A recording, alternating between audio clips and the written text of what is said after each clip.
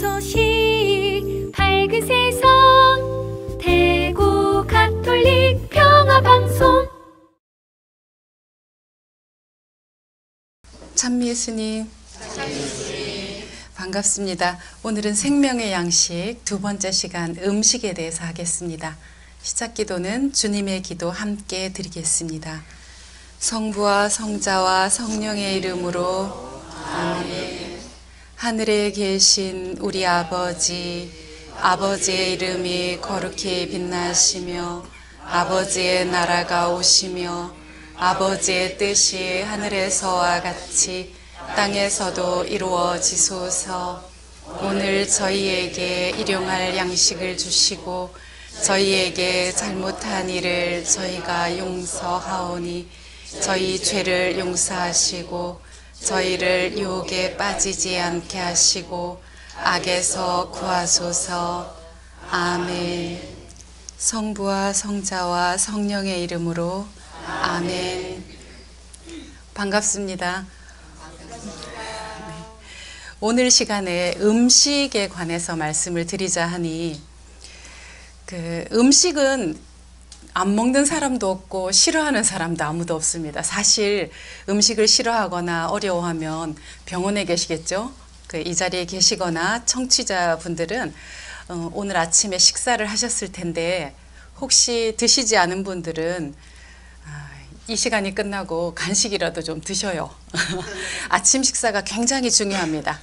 아무튼 음식이 요즘에 굉장한 화두라고 할까요? 모든 사람들이 음식에 굉장히 관심이 많아지고 TV 프로그램을 제가 보지는 않는데 화면 구성들을 프로그램 구성들을 보니까 음식과 관련된 프로그램들이 너무 많아요.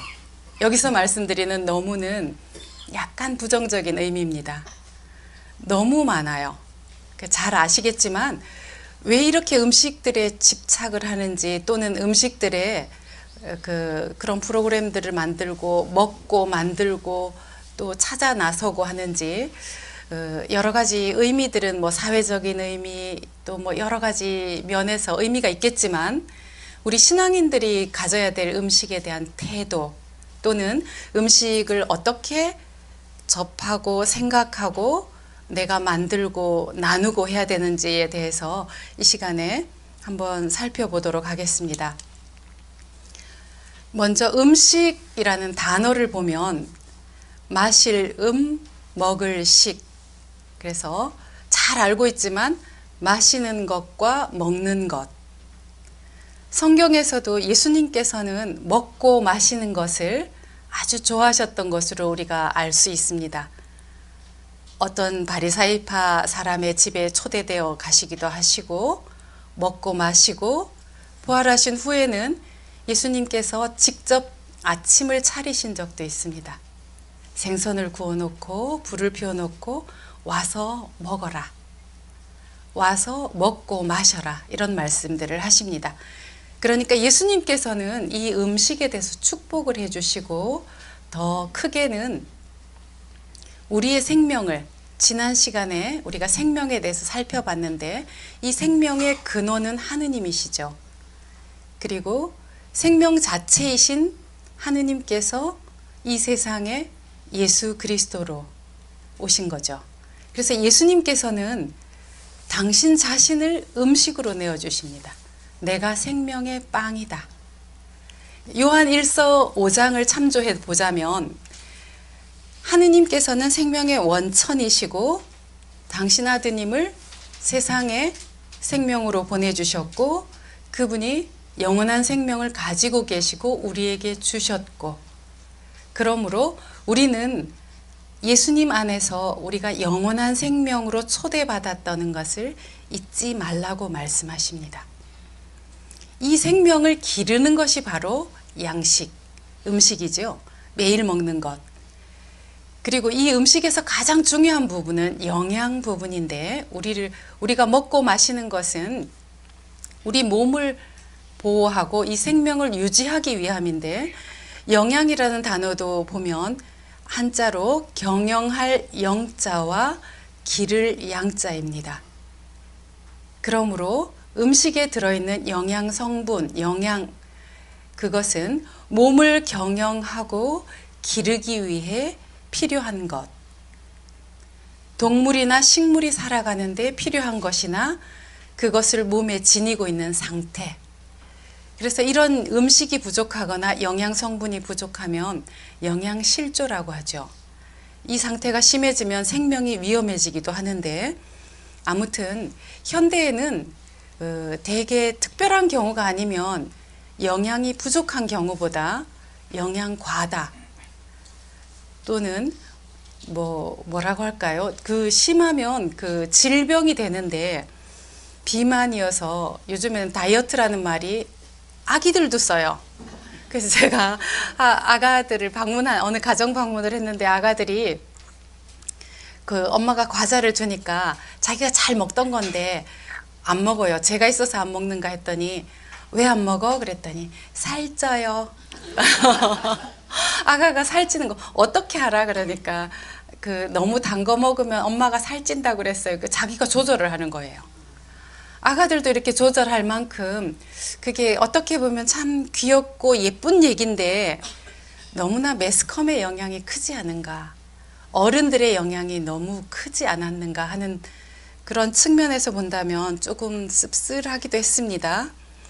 아무튼 가장 맛있는 음식 한번 기억해 보시면, 내가 제일 맛있는 음식이 무엇일까요?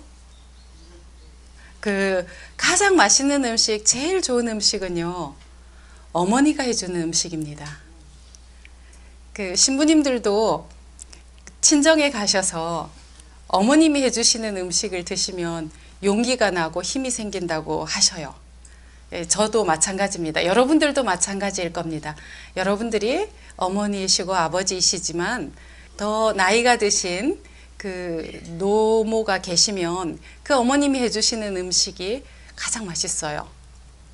왜 그럴까요? 이유는 여러 가지를 다 알고 계신 얘기인데, 정리를 해보자면, 어머님은 자식을 이렇게 기르는데 온갖 정성과 사랑을 다합니다. 다른 사람이 어느 누가 만든 음식과 비교할 수 없는 경지의 음식이 어머님의 음식이에요. 하느님께서는 우리 각자에게 너무 세상 곳곳에 손길이, 하느님 손길이 안 닿는 곳은 없겠지만 하느님 대신에 보낸 사람이 어머님이라고 합니다. 이런 어머님이 만든 음식이 가장 맛있다, 이렇게 말씀을 드리고 나니까, 세상에 맛있는 음식은요, 각 집집마다 다 다를 수 있겠다 싶죠. 나라와 민족과 가정의 그런 전통에 따라서 맛이 조금씩 다를 수 있습니다. 어머님의 손맛이라고도 하죠. 그래서 어머님이 만든 음식, 그것은 한마디로 정리를 하자면 사랑이 담긴 음식. 사랑이 담긴 음식이 세상에서 가장 맛있는 음식이고 가장 귀한 음식입니다. 양식이라고 말할 때 서양 기준으로는 빵이고 우리 기준으로는 밥입니다. 양식. 주식인데, 요즘은 이런 것이 좀 경계가 좀 허물어지기도 하고 여러 가지 요인들이 있는 것 같아요. 근데 오늘 시작기도 주님의 기도에서도 있었지만, 오늘 우리에게 일용할 양식을 주시고, 우리가 주님의 기도를 바칠 때마다 오늘 먹을 양식을 구합니다. 근데 예수님께서 가르쳐 주신 가장 완전한 기도인 주님의 기도에 오늘 우리에게 일용할 양식을 구하지, 내일까지, 모레까지, 내년까지 제 평생 것을 주시고 이렇게 한 번에 기도하지 않아요. 그러면 이 기도는 우리가 매일 드려야 된다는 뜻입니다. 그리고 매일 드리는데 생명이 있는 것입니다. 욕심을 내지 않아야 된다는 의미도 있고 나누어야 된다는 의미도 있습니다.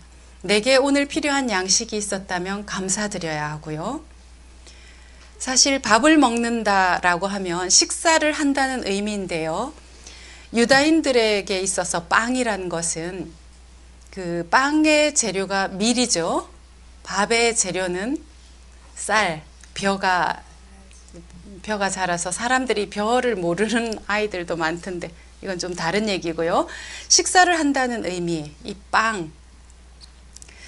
그 유다인들에게 있어서 빵이라는 것은 그 우리가 지금 생각하는 거하고는 지금 현대 우리가 생각하는 거하고 조금 다르고요. 제가 생각할 때는 우리 조상들이 생각했던 밥의 의미하고 비슷해요. 한번 살펴보겠습니다. 밀은 파종부터 빵을 구워서 식탁에 올라오기까지 모든 그 과정 속에서 유다인들은 하느님의 이름으로 파종 또 잡초 제거 이런 것들을 했습니다. 하느님의 이름으로 행해졌기 때문에 특별하게 빵이라는 말에 대해서 자신들이 가지고 있는 것은 빵은 생명과 같이 취급합니다. 그래서 사실 유대인들은 그 우리가 빵에 대한 예절은 서양 식사에 보면 빵은 칼로 잘라 먹지 않는다. 고기는 칼로 잘라서 먹죠. 개인 접시에 담아오면 빵은 칼로 자르지 않습니다. 손으로 떼어 먹습니다. 그래서 예수님께서 성체를 당신 몸을 내어주실 때 그 성찬례를 만드실 때도 빵을 떼어주시며 라고 하십니다. 근데 유대인들이 이렇게 하는 이유가 이런 파종에서부터 밀이 자라는 과정, 추수, 그리고 그 밀을 갈아서 빵을 만들어서 먹기까지 이 밀은 바로 생명이기 때문에 그렇습니다. 우리가 기억해 보면 지금 우리 도시에 사는 사람들은 농사를 짓지 않기 때문에 그 쌀의 귀중함을 그 농사를 짓는 분과는 좀 다르게 생각합니다. 아무튼 지금도 현대에는 또 기계농들이 많아서 예전하고 다른데 저도 어릴 적에 그 할아버지 댁에 가면 할아버지께서 밥 투정을 하면 굉장히 걱정을 하셨어요. 그리고 그 여러 차례 안 먹는다고 도시에서 먹던 음식하고 시골 가면 음식이 좀 달라서 어릴 때는 투정도 하고 잘 안 먹기도 했는데 그때 할아버지께서 해주신 말씀이 할아버지가 얼마나 피땀 흘려 지은 농사인지 그리고 이 쌀알이 밥이 되기까지가 얼마나 힘든 과정을 거쳐서 이 밥상에 올라오는지를 자세히 설명해 주고 나서는 어린 나이지만 밥투정을 하면 안 되겠구나. 아, 밥투정을 하는 것은 할아버지 마음을 상하게 해드리는 것이구나 하는 것을 느낄 수 있었어요. 그리고 이제 그 쌀을 씻고 밥을 안 치고 할 때도 쌀알이 흘러나가지 않도록 할머니든 고모든 그 밥을 하는 모든 분들이 공들여서 했습니다. 조리로 잘 저어서 지금은 이제 석발기가 워낙 발전되어서 쌀에 돌이 있거나 이렇진 않아서 조리를 젊은이들은 모르기도 할 텐데 우리가 이렇게 그 밥이 내 밥상에 올라오기까지의 과정 지금 우리가 이제 인간들이 사람들이 한 과정만 말씀드렸지만 하느님은 어떤 그 과정 속에서 어떠한 것을 주셨습니까? 햇빛과 공기와 물, 따뜻한 기온들 그리고 사실 우리가 음식을 먹는다 할 때 이런 모든 하느님께서 주신 모든 자연의 조건들과 농민의 수고 또 상인들의 고생 어머님의 정성 이런 모든 우주를 먹는 것과 같습니다. 사실 이렇게 밥 한 숟가락에 담긴 그 의미를 안다면 이 엄청난 의미를 안다면 우리는 밥에 대해서 지금 생각하는 것과는 조금 다르게 생각해야 합니다. 그리고 젊은이들에게 이러한 것들을 알려주어야 합니다. 사실 알고는 있겠지만 이론적으로는 알고 있겠지만 이런 과정들을 생각해 보지 않는 사람들은 참 많습니다. 이런 과정들 직접 체험이 아니어도 예전에 보셨던 것 이런 것들을 기회가 되시면 주위 사람들 가까운 사람들에게 좀 알려주시는 것도 굉장히 중요합니다. 그리고 유다인들의 양식이었던 빵도 사실 두 종류였어요. 밀로 만든 빵과 보리로 만든 빵. 우리 보리빵 기억나시죠? 빵을 많게 하신 기적, 예수님께서 5,000명을 먹이신 기적 때에 보면 가난한 소년이 보리빵 5개와 물고기 2마리를 가지고 옵니다. 보리빵이라는 것은 가난한 이들의 양식이었어요. 그 부드러운 밀로 만든 빵은 가난한 사람들은 자주 먹을 수 없는, 아마도 명절쯤에나 먹지 않았을까 싶은데요. 그런 그 밀뿐만 아니라 보리로 만든 빵들이 가난한 사람들이 먹던 양식이었습니다. 우리는 사실 이 측면에서도 본다면 우리가 밥이라고 할 때 쌀밥, 한 100여 년 전, 100년 전 아니어도 50년 전만 해도 쌀밥을 아주 흔하게 먹을 수는 없었던 것을 알고 계실 겁니다. 잡곡밥을 먹기도 하고 또 쌀이 보이지 않는 그런 밥들, 여러 그런 또 밥을 양을 많게 하려고 감자나 고구마를 넣거나 무를 넣어서 했던 밥들, 이런 것들 기억하실 겁니다. 지금 사람들은 그런 밥들이 오히려 별식이 되어버렸죠. 우리 생명의 원천이신 예수님께서는 이렇게 빵에 대해서 말씀하실 때 빵은 하느님께서 주시는 것, 하늘에서 내려온 빵이라고 말할 때 이런 전 과정들을 이해하고 있는 사람들, 빵이 즉 생명이다 라고 생각하고 있는 유대인들에게는 이게 깊은 의미로 다가옵니다. 유대인들은 사실 빵을 손으로 자를 때 빵이 생명과 동일시 됐기 때문에 생명을 칼로 찌를 수 없다라는 의미에서 칼로 자르지 않았다고 합니다. 그래서 손으로 떼서 먹는 겁니다. 그리고 예수님께서 내가 하늘에서 내려온 빵이다 라고 말씀하실 때 우리가 어떤 그런 깊은 의미가 있는 것을 알게 되겠고, 이 빵이 생명을 준다, 세상에 생명을 준다 라고 말할 때 그 빵에 대해서 가지고 있던 그런 마음이 우리가 생각하는 지금 흔하게 가게 가서 어떤 비용을 지불하고 살 수 있는 빵, 그것이 아니라는 거죠. 이런 조금 전에 설명드렸던 빵이나 밥처럼 그것의 귀함을 잘 알고 있던 사람들에게 했던 말씀입니다. 그랬을 때 예수님께서 이 빵이 하늘에서 내려오는데 세상에 생명을 준다 라고 말씀하시면 이 말씀을 듣고 있던 이들이 선생님, 그 빵을 항상 저희에게 주십시오. 이때는 영원한 생명을 주는 그 빵의 의미를 알아듣는 것이 아니고 먹는 빵을 달라고 한 얘기입니다. 먹는 빵을 항상 주시면 저희가 고생하지 않아도 되겠습니다. 이런 의미겠지요. 그때 예수님께서 말씀하시기를 그런 빵을 주는 게 아니다 라고 길게 설명하신 게 아니라 내가 바로 생명의 빵이다. 나에게 오는 사람은 결코 배고프지 않고 나를 믿는 사람은 결코 목마르지 않을 것이다 라고 대답하십니다.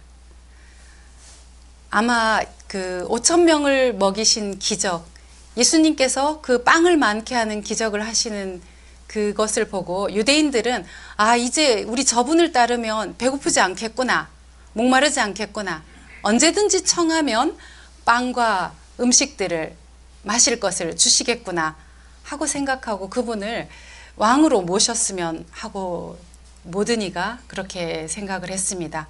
세상적인 의미에서.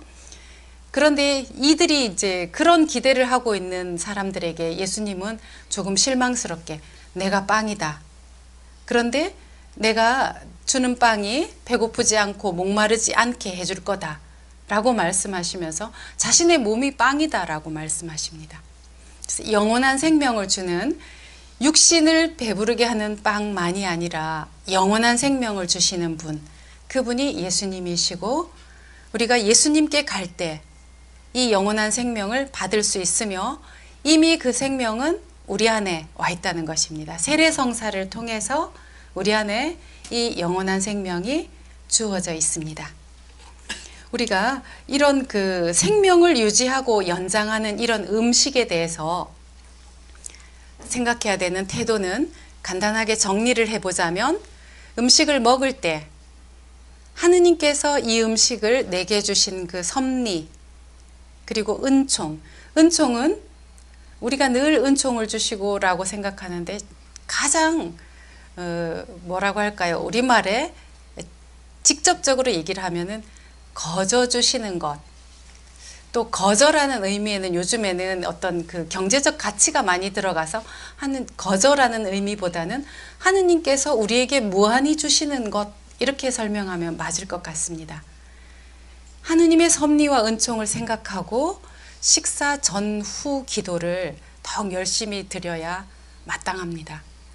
그런데 저도 그렇고 급할 때 배고프고 이러면 식사 전 기도를 뭐 짧든 길든 식사 전 기도는 잘 바치는데 마침 기도를 잘 안 바칠 때가 있습니다. 먹고 얼른 일어나서 간다거나 바쁘다거나 뭐 전화가 온다거나 하면 흔히 잊어요.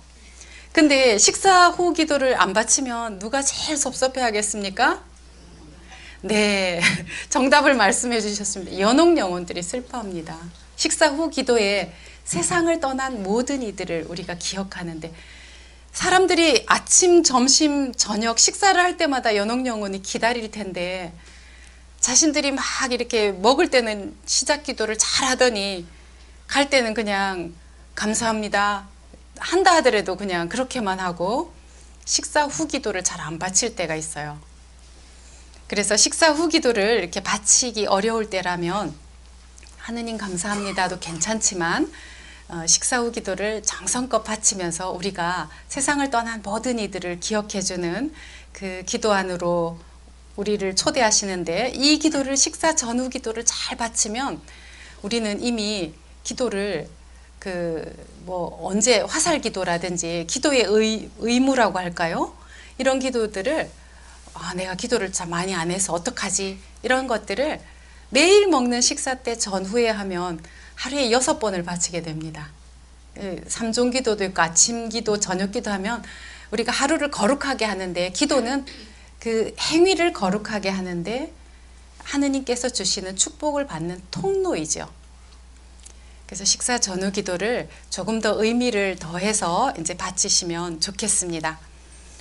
그리고 성경 레위기 11장에 보면 구약의 그 이스라엘 백성들에게 규정으로 정한 것과 부정한 것, 정한 거는 거룩한 거죠. 거룩한 것과 부정한 것이 구별되고 먹을 수 있는 동물과 먹을 수 없는 동물이 구별된다라고 얘기를 합니다. 그 구약에 있어서 그 어떤 음식들은 먹지 말고 이건 정하다, 정하지 않다, 이렇게 레위기에 많은 규정들이 나오는데, 그것은 한마디로 말하자면 당시에 이교인들이 먹던 음식들, 그리고 그 음식을 통해서 내가 그 다른 신을 섬기게 되는 그런 부분들을 성경 안에서 방지하도록 해놓은 것이다. 다른 의미도 물론 있습니다. 음식 측면에서만 본다면 하느님을 기억하게 하고 하느님을 섬길 수 있는데, 그 중요한 것은 정한 것, 거룩한 것, 이렇게 정해주고, 부정한 음식들은 이교인들, 다른 신을 섬기는 데 쓰이는 음식들, 또는 우리 영혼에 도움이 되지 않는 것들, 그리고 좀 폭력적인 것들, 처음에 피도 못 먹게 합니다. 구약 안에서. 나중에는 그 동물들도 먹을 수 있는 동물과 먹을 수 없는 동물들, 그리고 그 동물을 잡는 규정들도 다 있습니다. 아무튼 지금은 이런 것들이 너무 그 흐지부지 되어서 왜 이런 규정들이 있었고 이런 음식들이, 우리가 음식들을 잘 가려서 먹어야 하는데, 실상은 우리가 어릴 때는 아마 한 40 이후의 분들은 어릴 때 어르신들이 항상 그랬어요. 가리지 말고 뭐든지 잘 먹어라. 그리고 골고루 먹어야 한다 라고 말했는데, 그 말이 지금은 유효하지 않습니다. 왜 그런 거 하니? 가리지 말고 먹다 보면 음식이 아닌 것도 먹게 돼요. 우리가 음식이 아닌 것도 먹는다라고 말하는데, 음식이 아닌 걸 왜 먹나요? 모르고 먹습니다. 가공식품이나 또 판매하는 음식들 중에는 우리가 먹지 못할 것들이 들어있어요. 간혹 과자나 그 가공식품 뒤에 식품 첨가물이라는 거 한번 읽어보십시오. 어떤 거는 수십 가지, 수백 가지가 적혀 있어요. 이거 먹어도 괜찮나? 물론 인체에 유해하지 않을 만큼 넣는다라고 말하는데, 식품 보존료, 색소, 또 방부제, 인공 감미료 이러한 것들은 엄청나게 해로운 것들입니다. 사실 그건 먹으면 안 되는 것입니다. 안 되는 것들을 이런 가공식품이나 판매하는 음식을 통해서 우리는 섭취를 하고 있어요. 그래서 이런 것들에 대한 경각심들을 우리가 가져야만이 우리가 잘 먹을 수 있고 또 하느님께서 주시는 은총으로 우리 생명들을 연장시키고 유지하고 연장시켜 나가고 나아가서는 영원한 생명을 얻는 데도 도움이 됩니다. 성경 안에서 거룩하다라는 말은 따로 떼어두다라는 의미 또는 구별하다라는 의미입니다. 그래서 사실 음식을 먹는 일은 거룩한 일입니다. 수도원에서 기도 시간과 식사 시간은 거의 동일시합니다. 공동 기도, 공동 식사 시간은 아마 무게로 달아보면 거의 같은 무게로 중요시합니다. 왜 그럴까요? 식사는 기도이기 때문에 그렇습니다. 거룩한 식사입니다. 사실 우리가 하루를 준비해서 다음날 성찬예, 하느님의 식탁에 불리어 가고 초대되어 가는 준비를 하는 과정 속에서 세상의 음식들은 우리가 이 성찬예에 참여할 수 있는 힘과 용기, 이 생명들을 유지시켜 주는 것입니다. 그러므로 우리는 음식을 구별해야 하고 이 음식을 구별해야 되고 거룩하게 식사를 해야 되는 의미는 하느님을 기억하라는 의미입니다.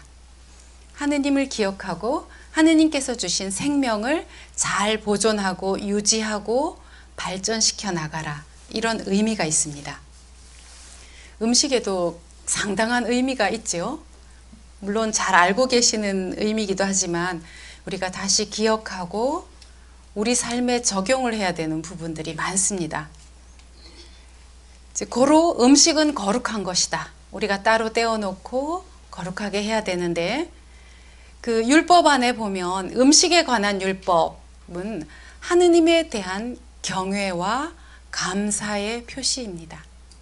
하느님을 경외하고 감사하는, 그리고 매일 먹는 이 음식을 통해서 음식에 관한 율법, 음식에 관한 규정을 지킴으로써 우리가 항상 하느님의 거룩하심을 기억하고 이 거룩한 음식을 먹음으로써 우리도 우리 자신도 구별된 존재임을 깨닫도록 해주는 것.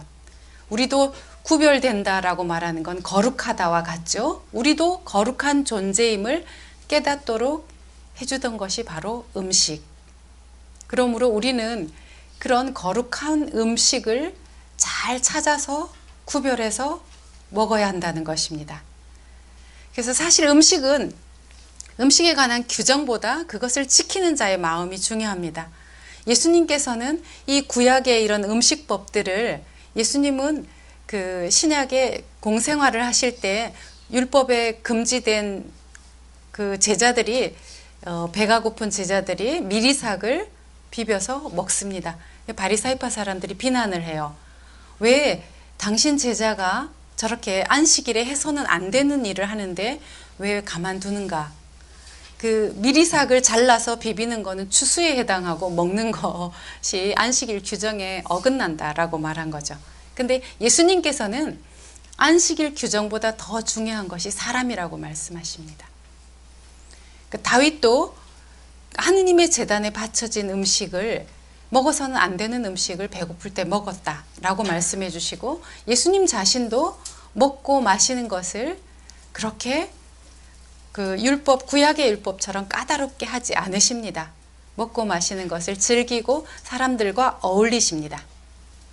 그래서 그것을 준비하는 사람, 그걸 지키는 자의 마음이 더 거룩하고, 우리 입으로 들어오는 것이 우리를 더럽히는 것이 아니라 우리 안에서 나가는 것, 그런 것들이 사람을 더 더럽힌다라고 말씀을 하시지요.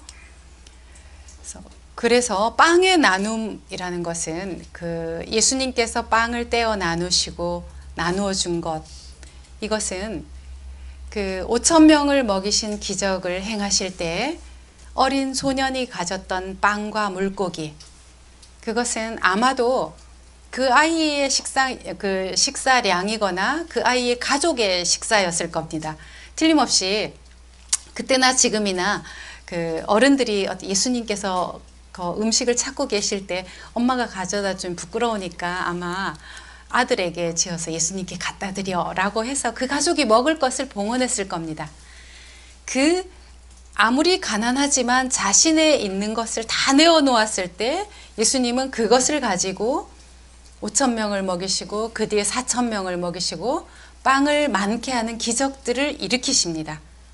물론 예수님은 하느님이시기 때문에 이 돌들로도 이스라엘 자손을 만들 수 있고 빵을 만들 수 있지만 우리에게 협조를 요청하시는 겁니다. 우리의 마음, 우리가 봉헌하는 작은 것, 우리가 내놓는 한 끼의 희생으로 많은 사람이 함께 나누어 먹는 기적을 보여주시는 겁니다. 그러니까 아무리 가난해도 마음이 있다면 나눌 것이 있다는 것이죠. 근데 근원적인 그런 물질보다는 마음을 나눌 때 물질은 자연스럽게 나타납니다. 사실 배고플 때 많은 것을 먹지 않아도 우리 조상들의 말쪽에는 콩 한 쪽도 나누어 먹는다 그렇게 하죠. 콩 한 알도 한 알에 2쪽이 들어 있습니다. 근데 실상 엄청나게 배고플 때는 그 콩 한 알로도 허기를 달랠 수 있어요. 콩 한 알하고 물 한 모금. 그러니까 세상의 계산법으로는 내가 가진 것을 나누어 주면 내 것이 줄어들어요. 내가 빵이 2개 있었는데 하나를 주면 내 것은 하나만 남잖아요. 그러니까 줄어드는데 신앙인들의 나눔은 나누었을 때 자신을 더 풍요롭게 합니다. 이러한 것들을 체험하는 분들이 참 많은데 한 끼 식사를 나누는 것뿐만 아니라 제가 민족화해위원회에서 일을 하는데 1년에 한 번 하나원 교육생의 가정문화 체험을 합니다. 예, 여기 계신 분이나 청취자 중에도 참여하신 분들이 계실 텐데 이 자리를 빌어서 다시 한번 감사드립니다. 가정에 북한에서 온 북한 이탈 주민의 교육기관인 하나원에 있는 동안에 하루를 초대하는 겁니다. 그런데 이 과정에 참여하는 분들은 내가 원해서 하는 분들도 있고 즐거워서 하는 분들도 있지만 간혹은 신부님이 하라고 하셔서 그렇게 하시는 분들도 계시는데 몇 년 전에 어느 본당 총회장님이 오셨어요. 처음에 조금 부담스러워하고 힘들어 하시면서 제게 뭐라고 하셨냐면은 우리 신부님께서 저보고 꼭 가라 해서 왔는데 어떻게 해야 되는지도 모르겠다 라고 얘기하셨고 좀 힘들다라고 하셨어요. 그런데 그분에게 어떤 교육생이 갈지는 우리도 사실 모릅니다.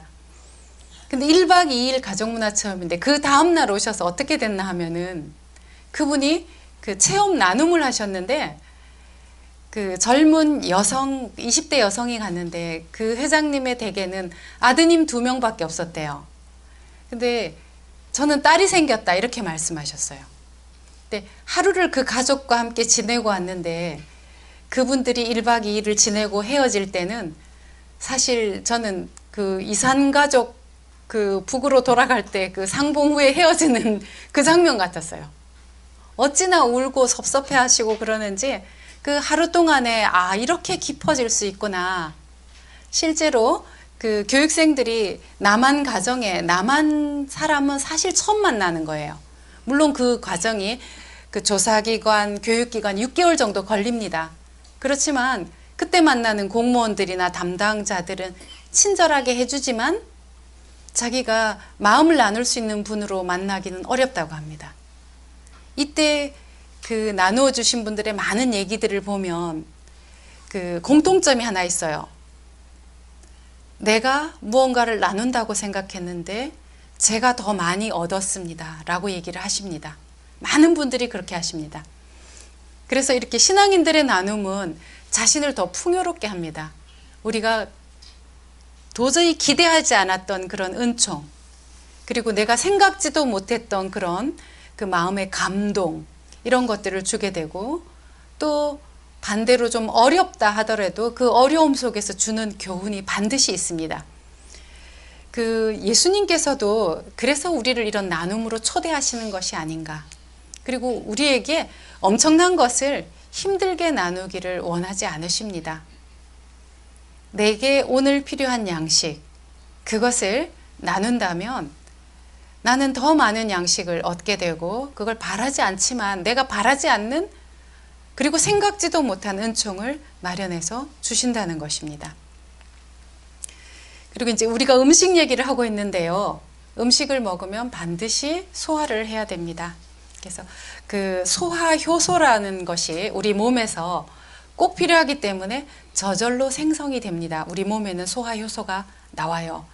그러니까 침에서 위에서 또 소장에서 이렇게 소화 효소들이 나오는데 이렇게 음식에서 가장 또 중요한 부분들이 그 소화 흡수인데 아무리 좋은 음식을 먹어도 흡수가 되지 않으면 소용이 없죠.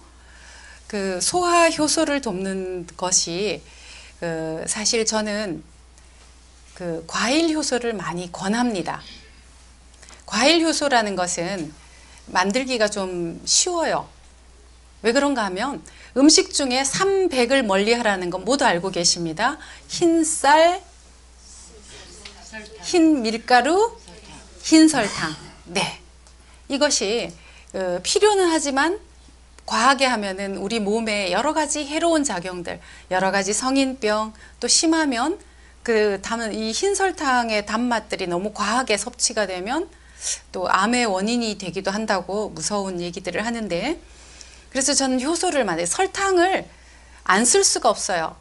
그렇다면 좀 지혜롭게 쓰는 방법은 과일 효소를 만드는 방법입니다. 잘 익은 과일은 무엇이든지 가능합니다. 제일 쉽게 설명을 드리면 과일에 따라서 좀 그 비율이 다르긴 한데 과일이 1이면 그 설탕의 양은 0.8, 과일이 100일 때 설탕은 80 정도를 넣으시면, 그래서 잘 섞어두면 3개월 정도 지나면 보통으로 청이 돼요. 과일청.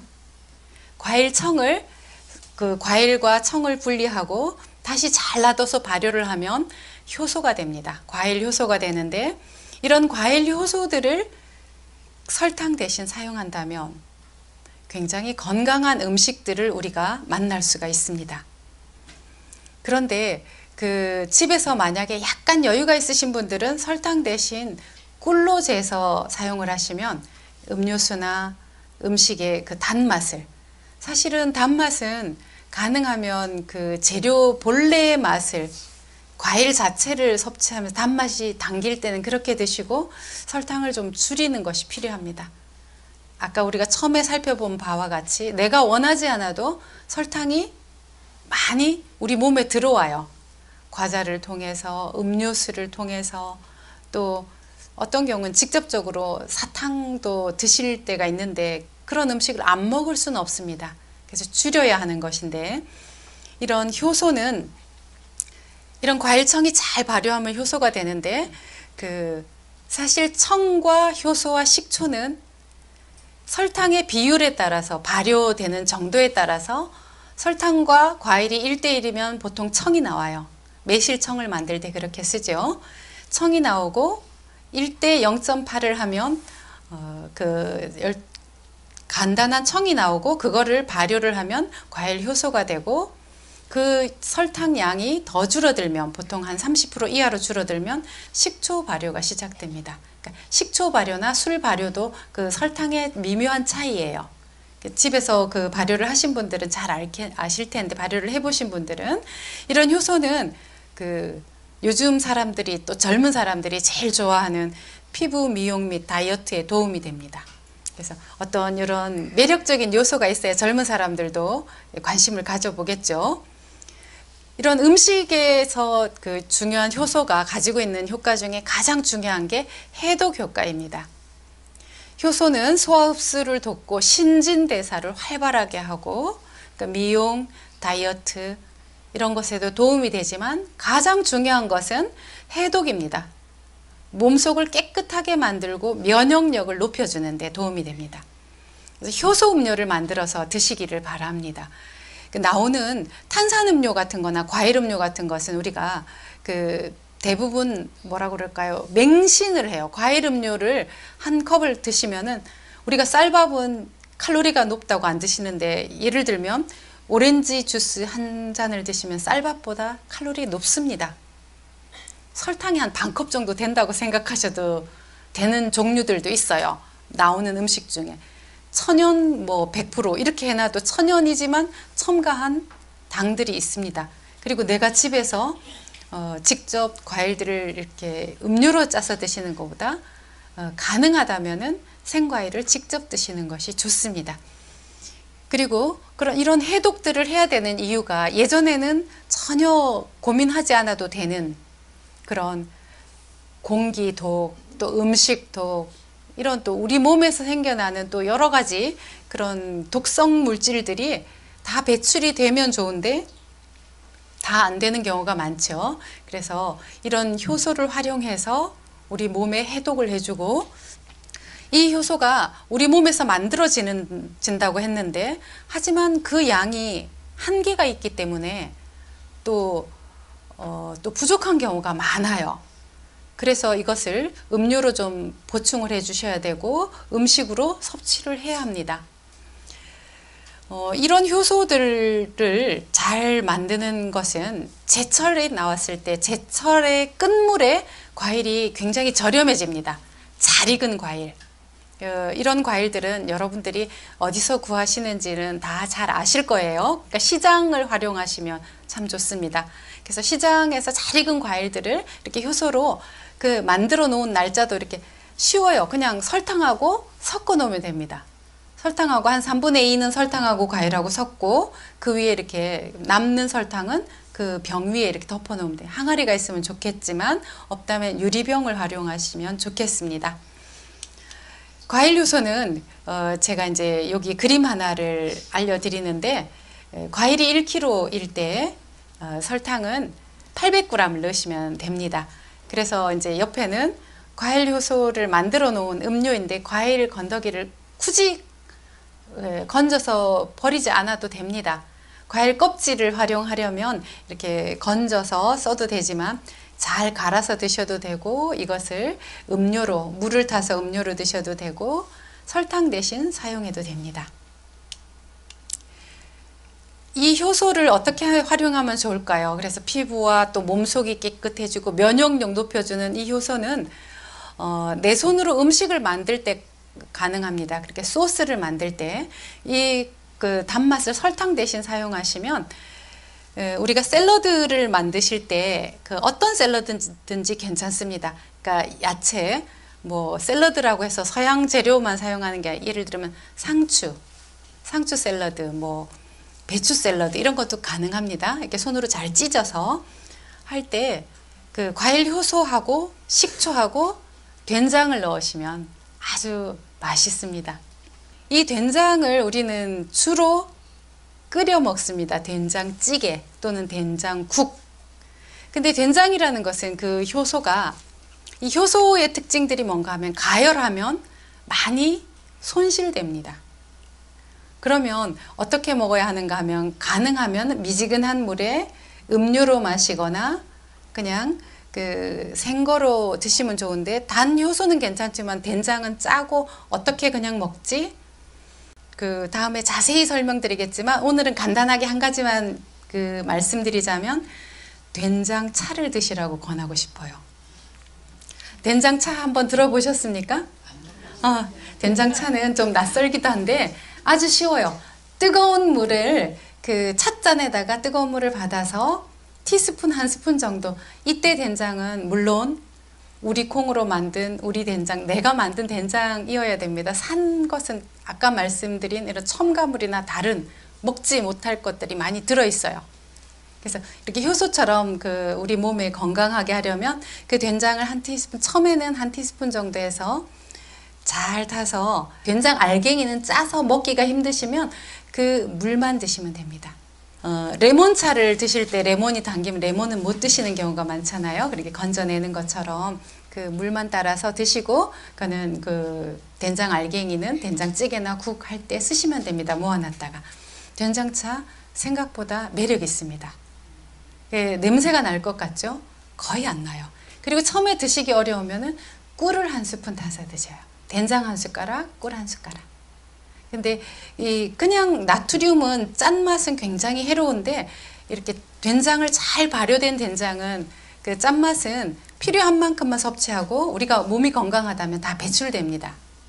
그래서 된장차 한번 드셔보시면 좋겠습니다.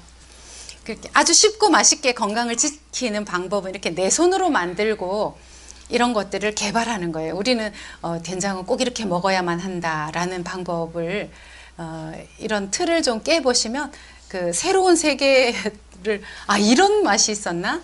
그래서 된장 한 숟가락, 과일 효소 한 숟가락, 식초 조금 이렇게 해서 소스를 만들어서 야채 위에 끼얹어서 드시면 된장 냄새도 나지 않고 굉장히 건강한 그 소스가 됩니다. 우리가 소스는 꼭 그 어떤 마트나 그런 곳에서 사서 써야 되는 것이라고 생각하시는데 과일을 갈아서도 사용할 수 있습니다. 파인애플 통조림으로 나오는 것을 갈아서 식초나 효소를 약간 첨가해서 소스로 쓸 수도 있고요. 과일 자체를 갈아서 쓸 수도 있습니다.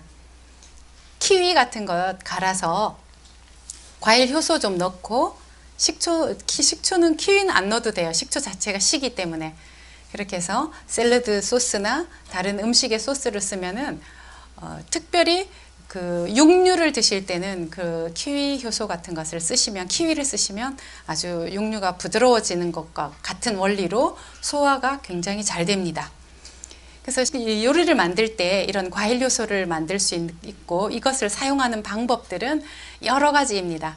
이런 소스를 만든다거나 차로 드신다거나 음식에 재료로 쓰고 또 설탕 대신에 사용하고 또 다른 방법들은 여러분들이 연구를 하시거나 내가 만들어 드시는 음식에 한번 드셔보시면 아까 말씀드렸죠.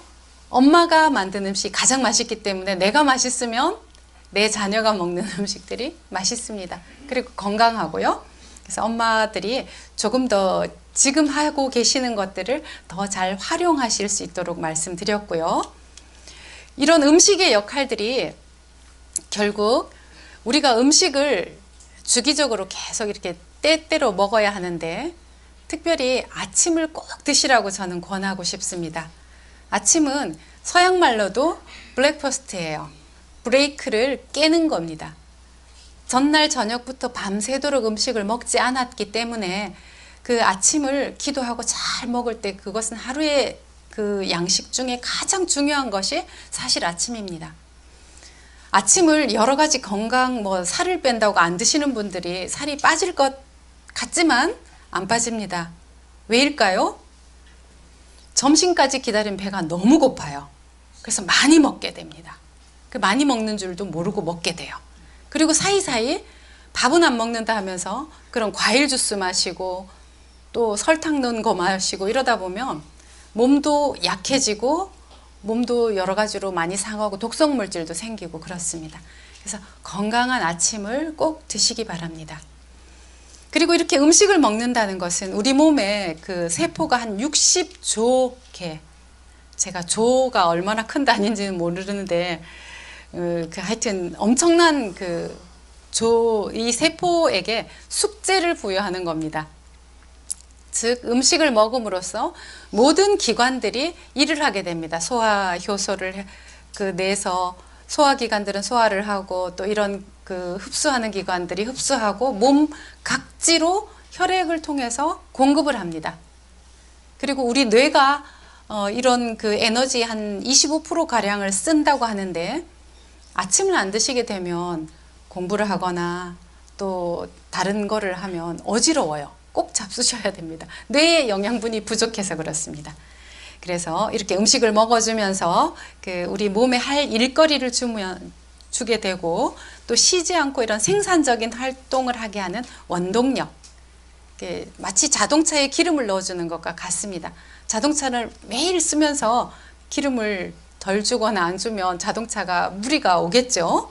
그래서 인체가 움직이는데 이런 활력소로 작용을 하도록 우리가 이런 음식을 꼭 제때에 사실상 여러 가지 건강법이 있는데 아침, 점심, 저녁은 보통 많은 사람들이 그렇게 먹습니다. 양을 조절하는 건 괜찮지만 거르시면 안 됩니다. 올바른 음식 섭취는 물론 그 일반 영양적인 측면이나 어떤 건강적인 측면 개념보다 신앙적인 측면에서도 우리는 매일 기도를 하고 숨 쉬는 것처럼 음식을 섭취해야 하고, 그리고 올바른 것은 올바르다 이렇게 설명드리니까 조금 약간 다른 면도 있긴 있는데, 아무튼 우리 식생활을 조금 바꾸어야 합니다. 우리가 생각지도 못하게 다른 것들이 많이 들어와 있어요. 또 초대되기도 하고. 그래서 갑자기 식생활을 전체를 바꾸는 건 어렵습니다. 그러니까 몸에 좋은 것은 그대로 유지하고 발전하는데 조금 해로운 것은 줄여나가면 됩니다.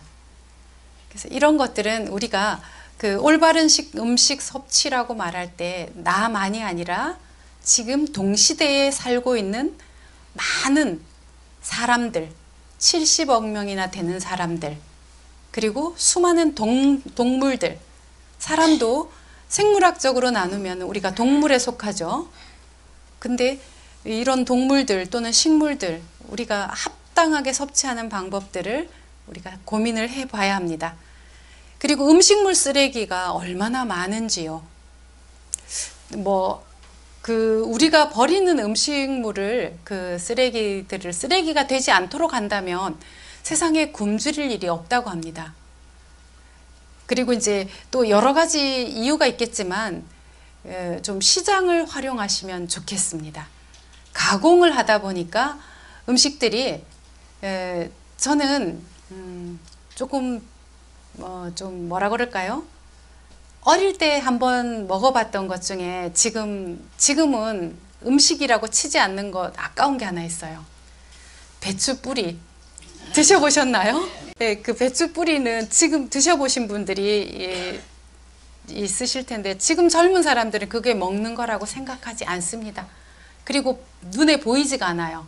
이미 산지에서 배추를 잘라서 뿌리만 버리는 게 아니라 푸른 잎까지 거의 버리고, 거의 조금 푸르스름한 연두색 색깔부터 예쁜 우리가 좋아하는 부드러운 부분만 상품으로 나온, 배추는 원래 그런 것인 줄 알아요, 아이들은. 배추 뿌리는 아마 그 맛이 요즘 아이들한테 설명해 주려면 거의 설명할 길이 잘 없죠?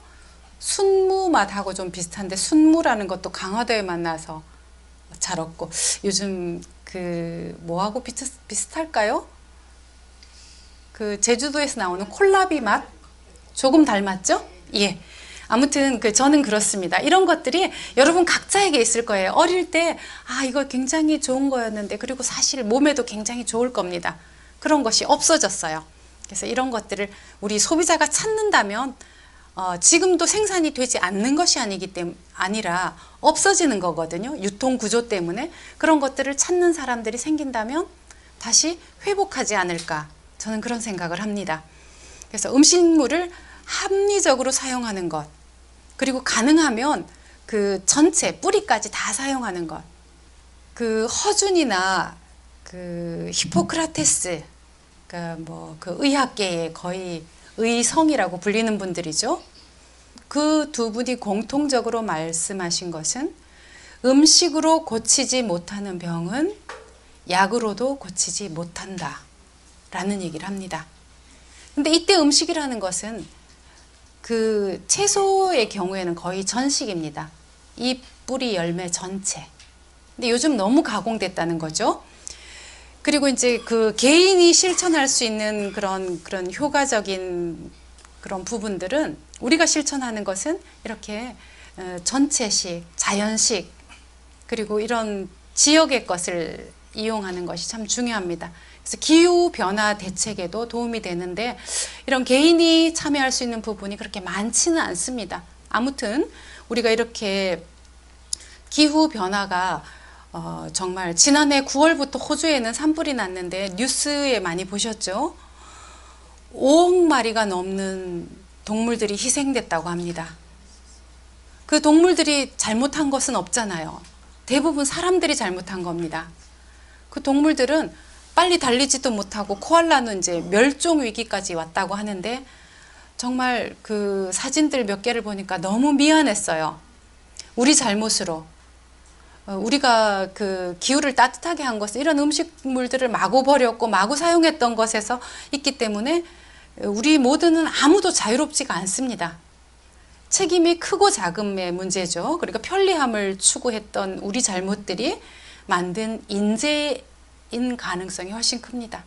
이렇게 이 호주 산불이 빨리 잡힐 수 있도록 기도할 때 또 기억해 주시기 바랍니다. 그리고 우리가 이렇게 그런 기후 대책에서 이런 기후 변화를 조금 우리가 잘못한 것들을 인지하면 계속 잘못한 걸 해나가면 계속 더 잘못되겠죠? 그러니까 멈추어 서서 조금 바꿔봐야 합니다.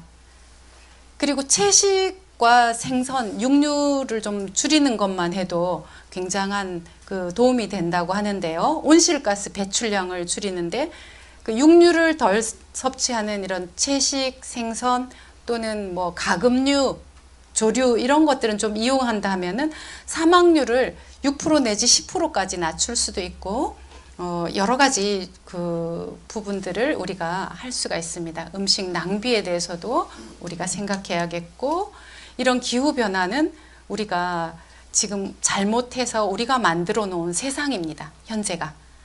이런 부분들을 우리가 조금씩 하느님께서 본래 만들어 주신 거룩한 음식들을 만날 수 있도록 해야 되겠고 이런 그 채식을 주로 할 때 이런 배출량, 그 온실가스 배출량을 70%가량 줄일 수 있고 옥스퍼드대 그 연구에도 나와 있습니다. 2016년도 연구인데 그 육류만 직접적인 육류 피하고 우유, 달걀 뭐 이런 것들을 먹는 채식주의자들도 63%까지 이런 온실가스를 줄일 수 있다고 합니다. 그래 많은 부분이 우리가 먹는 음식에서 기인하는 거죠.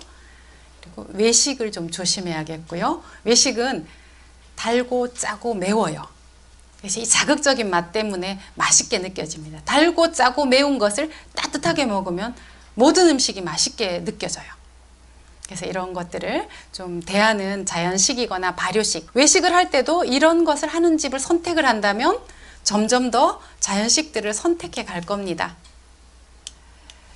그래서 우리가 건강한 음식 문화들을 만들어 가고 이런 것들이 그 세상의 기후변화나 다른 것들하고도 관계가 되지만 우리 신앙인들은 우리 자신의 생명, 하느님께서 주신 생명을 유지하고 발전시켜 나가고 나아가서 우리 안에 있는 영원한 생명을 만나러 가는 길, 그 길에서 건강하게 갈 수 있다는 것입니다. 마침 기도로 영광송 바치겠습니다. 영광이 성부와 성자와 성령께 성부와 성자와 성령의 이름으로 아멘. 고맙습니다.